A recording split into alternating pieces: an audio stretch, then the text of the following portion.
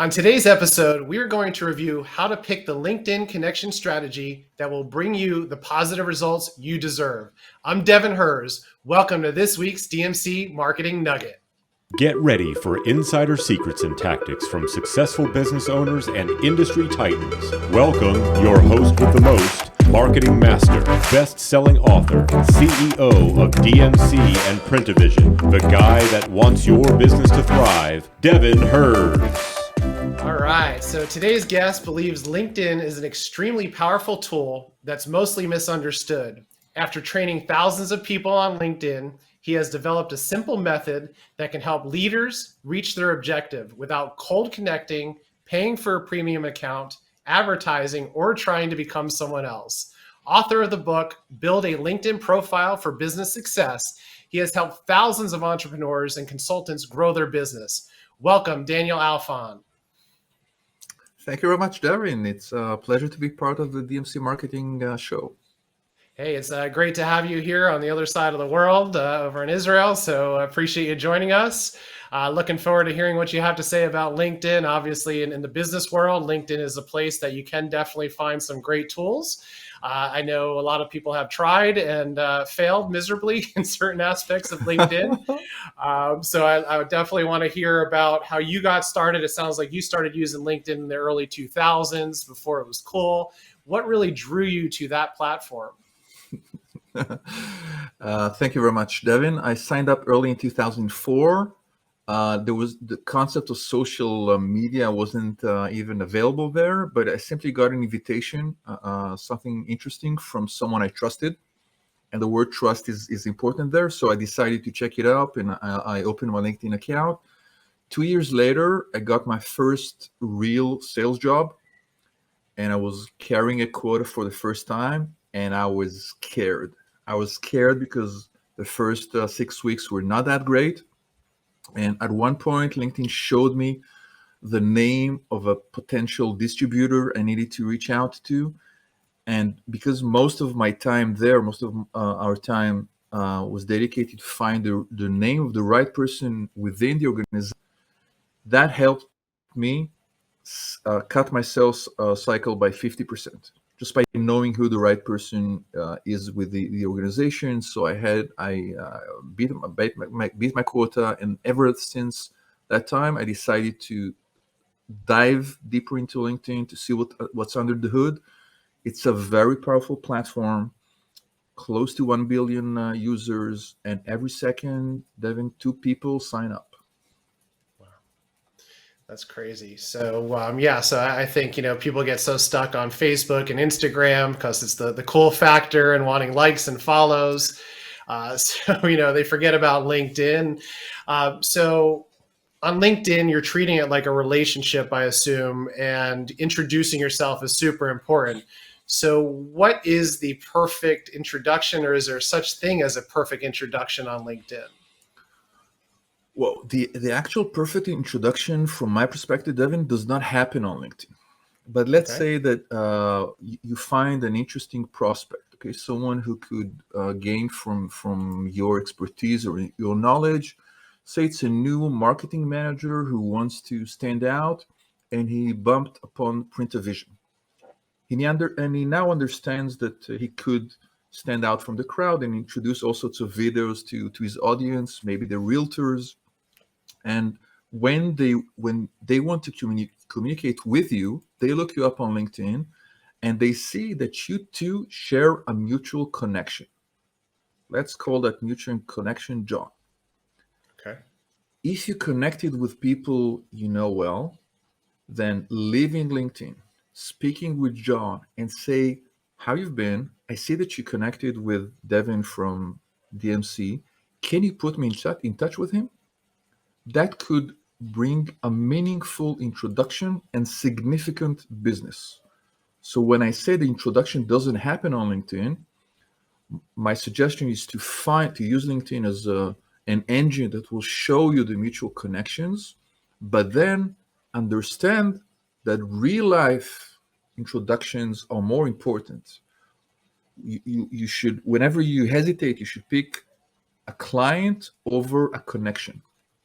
So Okay. don't hate that cold connect and try to leverage your existing network, because at the end of the day, you don't get anything from likes or views. You get your metrics should be real life metrics, revenues, orders, new clients, and not likes or any LinkedIn metrics.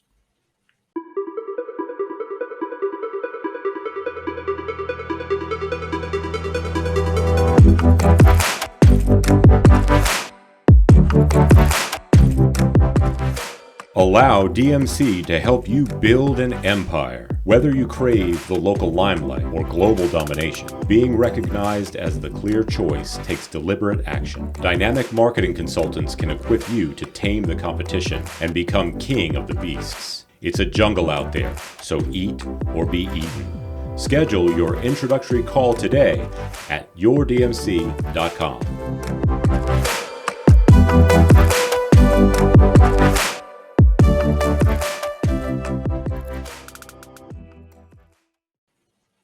Okay. I think that's a great nugget to start off with. I don't know if we need anything else. I think, people It's been a pleasure. actively, I think that's the first step is always that connection, and people are hitting the connect or putting a nice little message together. So I feel that that's super valuable, and thinking of it as that referral network, right? I mean, that's a way of someone introducing you. You're already on the higher platform just by getting introduced from a mutual relationship. So that's huge right there alone, and a different take on how to go about creating those connections, not directly. So I love that. And I guess we'll give the audience some more nuggets. So we might as well hit into the second question. Exposure itself, of course, we want to get out there all the time. We want to keep content fresh. But you say that exposure is overrated on LinkedIn. Tell us a little bit about why that is. Cool. It also boils down to our connection strategy. Okay, I was listening to the episode we released with Terry Begg, and he mentioned likability and building trust, and then wowability.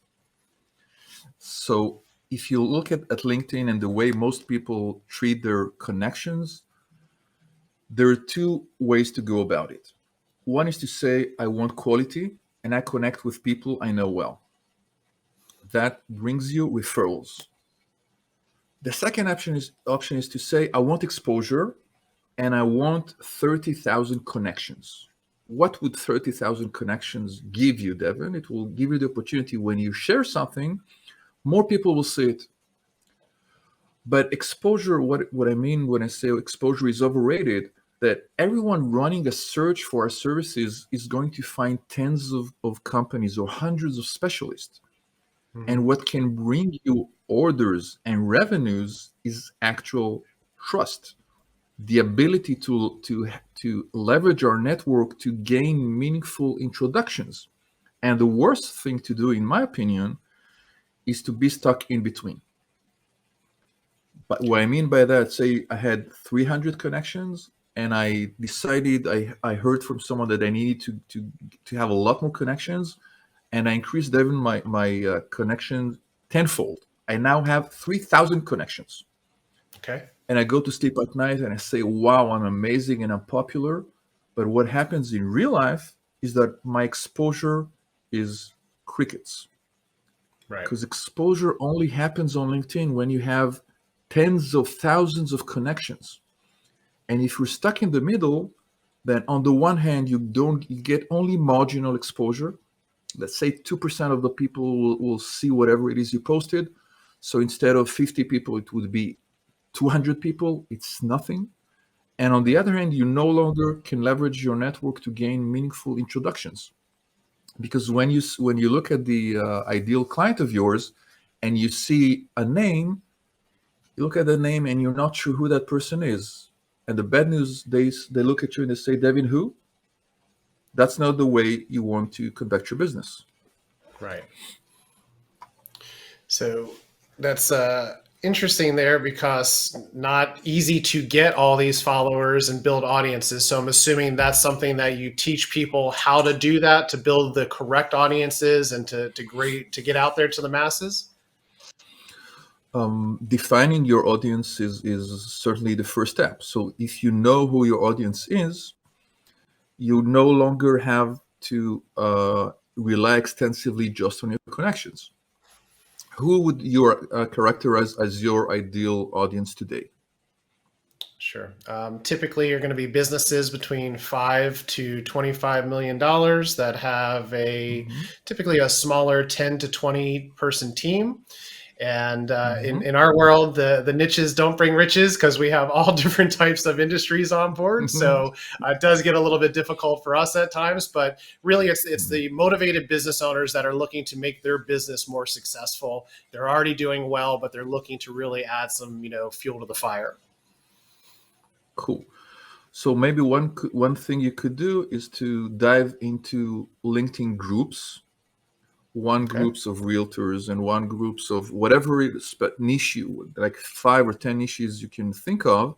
Sure. And by leveraging those groups, you could customize the message to realtors in the realtor space if you like, and you can customize the message for financial advisor or anything else, but by taking your content and tweaking it a bit. The essence is usually the same, but you could give examples that are more relevant for those people. Understood. Yeah, I mean, that's the power of personalization there. And that's something that we preach with any marketing that we're doing. The more you can connect with that audience member, the more you speak directly to them, the better opportunities are going to be flowing in. So I think that's huge. So LinkedIn groups is something that would be a recommendation to build a broader audience then. Yes, because you can easily find people who are interested in a specific topic, and you will never have a large enough network to cater to anyone. So you could find SMB groups, and you could find Tampa Bay Business Network groups, and not only share content there, but simply look at the list of people and find interesting prospects there, and then having a system or strategy. What's the best way for you to look at them? We haven't gone through the building their profile, but maybe it's something we'll mention later on. Okay, perfect. Well, yeah, it's a little selfish here of me, but I love learning from this show as well. So hopefully everyone else is taking notes here. Now, we've all been on LinkedIn. We find an ideal prospect. We're like, all right, cool. Now we're going to go after them. They've accepted my invitation to connect, but boom, crickets. Like you said, nothing happens. Is there a reason for that? And does that go into more of how to get the introduction versus going right directly to the prospect? When you go transactional, most people are becoming tired of getting an invitation request because they know that 30 seconds later there will be a pitch. And in some cases, it makes sense to either to lead through content. Okay. So you could repurpose content. You have amazing videos on your website. Repurpose parts of that content and share it in a way that will bring you more inbound inquiries. Okay. It takes time, but clients who visit your website after consuming some content that you produced are likelier to be in a state of mind of wanting business with you. And you're lucky in the sense that you have great content. And producing content is time consuming, and some of the clients you may want to work with don't have a lot of content out there. So we need to repurpose it and tweak it, and maybe one into a video and one into a FAQ and another into something else, and leverage that content across our platforms. Nice. Yeah. So it's always recommended to spin your content to be able to use it in multiple platforms, different ways. So I think that's a huge thing out there to get the inbound lead versus chasing leads. I mean, we love the phone ringing, people contacting us to find out more about our services versus us having to chase. I mean, that changes the entire dynamic of your business when you kind of switch the gears there and focus on the inbound marketing versus the outbound. So I know it takes work, and there's definitely a lot of things that need to be done to make it all happen, but these are things that really anyone can go do out there and jump on LinkedIn. And I know you'll have some things here to help us with that process. While I was reading your bio, I came across a warning that you said you love busting LinkedIn myths. So let's go ahead and dive into the 5 myths about LinkedIn that you can share with our audience today. With pleasure. I'll start with the page versus the profile. Okay, most people thinking about LinkedIn imagine that their page or company page is important on LinkedIn, and as you know, the page is not that important if you work in a small or medium-sized company. When does the page become important? When you employ, Devin, thousands of people. So if you have 2,000 or 16,000 people, then your LinkedIn page is important. But for the rest of us, if we're a small to medium-sized company and we only have 80 employees or like you said, 10 or 20, then the page is way more important. The profile, is way more important. And what do I see when I look at your profile? I see that you've tweaked it in a way that makes it interesting for me. Because what I see is the banner. I see DMC, time saved. What could be better than that? Now, how much time did it take you to upload that banner? Maybe you worked on the banner, the inspiration for, I don't know, hours. But uploading the banner takes 30 seconds. And that is likelier to make people say, okay, let me discover a bit more about this. Let me see what DMC can offer me, simply by using a visual that's strong and aligned with your business. So think of your profile as a way to convert your ideal reader into wanting to reach out to you and visiting your website or discovering what you have to offer. Right. Your instead of thinking if you're in business and you're not looking for a job, then instead of thinking it as a CV, that's another myth. Think of it simply, Devin, as a website. Who's your ideal reader? What action would you like those people to perform when they visit your profile? And are you providing them with information that is likely to make them say, you know what, I think that makes sense to me?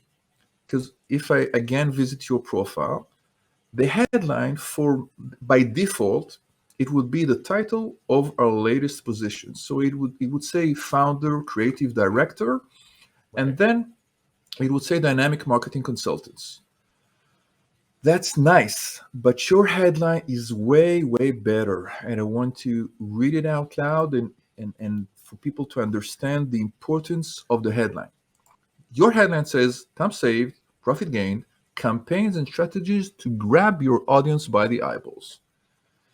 And whenever the name of our company is not what will the door, if it's not a household name, right, then leading by value and letting people know what they gain from reading is a lot more important. No one cares about us.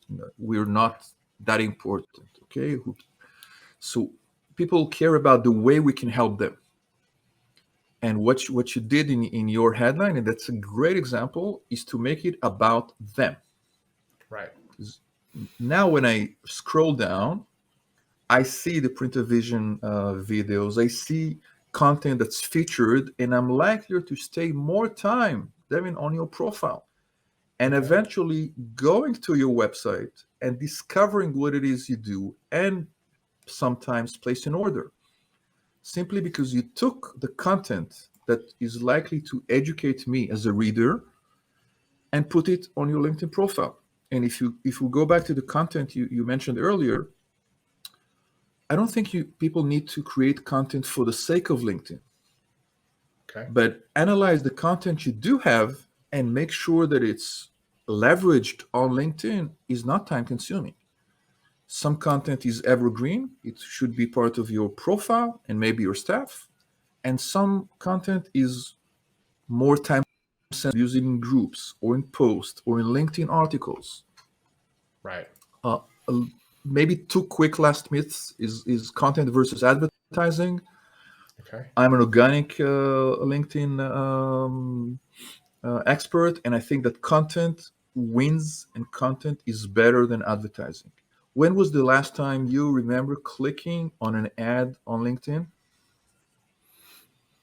I don't say I can. Yeah, no, it would definitely have been a video that interested me or some kind of Cool. blog or something that grabbed my attention that I clicked on, but not ads. Okay, and the repurposing or showing content on our LinkedIn feed or through our activity is way more interesting for people to consume than ads. And maybe the last myth we can briefly mention is time Yeah. versus money. Mhm. I don't think people need to rush to pay LinkedIn for a premium account. I do Okay. think they need to spend some time to invest and understand how the platform works. It takes us some time to understand how the LinkedIn algorithm works and what the LinkedIn logic is. And once you understand it, you can leverage the free platform better. Maybe Okay. down the road you will pay. But if you only sign up and you pay for a premium account, you don't really appreciate what you got because you never hit the limits of the free account. And as you know, Okay. most people don't get more than 5% what the free account can offer. So spend some Sure. time, understand the platform, see if it's for you at all. I think it's phenomenal, just phenomenal. I love it. And it doesn't matter how long you've been in marketing, how long you've been in business, there's constantly information out there that we can learn from.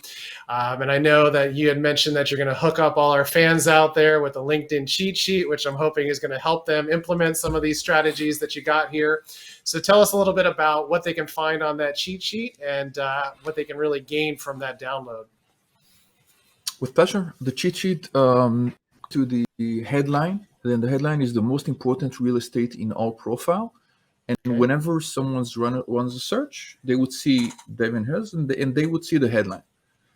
And the cheat sheet is a simple document with examples and a formula before and after, and that will make anyone improve their headlines significantly within minutes. It doesn't take money, it just takes some concentration and to understand who you're speaking with. I want to mention a video I watched on your website. It was with Tom Fellenstein when you Yes. had a tribute way back. And the example that still strikes me is the lady who bought a car, and when she bought a car and she drove for the first time, her old pre-programmed radio stations were there. Yes, sir. And it, maybe it took them 5 minutes, but it meant the world for her. And it still amazes me as a way to build something that's outstanding. You don't need to spend a lot of money. You need to be creative about it, Right. and the headline is one great way to be creative. Yeah, well, thanks for bringing that up. Tom, of course, meant a lot to us here at DMC and teaching us how to be remarkable, how to keep the content out there, trying to teach clients how to be remarkable and give people an amazing experience when they're coming into the four walls. If you're a retail location, or now a lot of us working virtually, it's just creating that environment for people that they can really enjoy. And I'll tell you one other thing too, is that it's not about, we've said this before, but it's not about the talent show. It's not about how many likes, because there are people that I speak to that I haven't spoke to in 20 years that I never knew even watched an episode of the Marketing Nugget, looked at our social media, looked at our Facebook page, LinkedIn, Instagram, and I hear it all the time, man. I've been watching what you got going on. I see it. So, get over the whole ego thing of seeing all the likes. People are seeing the content out there, and that just you prove the point there that you're looking at some of our past episodes, and really appreciate that. So great episode. I really appreciate all the fresh nuggets, Daniel. Really appreciate you joining us. Any final thoughts for our listeners today? Thank you very much. It's been a pleasure. Maybe a final thought for the listeners and for yourself. Sure. What you could also do is have a video cover. Because you deal with video and you have great videos, what you could do is add a cover to your own profile. And that will take you 2 minutes. Off recording, we'll speak about that. And when people check out your profile on LinkedIn, after in 2 days, they will see a video there that's engaging, interesting, short, and fun. So do it. Yes, sir. I will definitely do that, and highly recommend that you get Daniel's cheat sheet. I know I'm going to go ahead and download that. We're always learning, always evolving, and that's really what's going to help your business stay as a focal point and really above your competition. So sometimes the little things do make a difference. So update your LinkedIn profile, follow these awesome nuggets to get an edge. Again, Daniel, thank you so much for the information. Devin, thank you. It's been a pleasure to be part of the DMC Marketing Nuggets. You got it. Well, check us out on your favorite streaming platform. Be sure to share, like, and subscribe for more DMC Marketing Nuggets, and visit dmcmarketingnugget.com to view all of our past episodes. Here's to your success.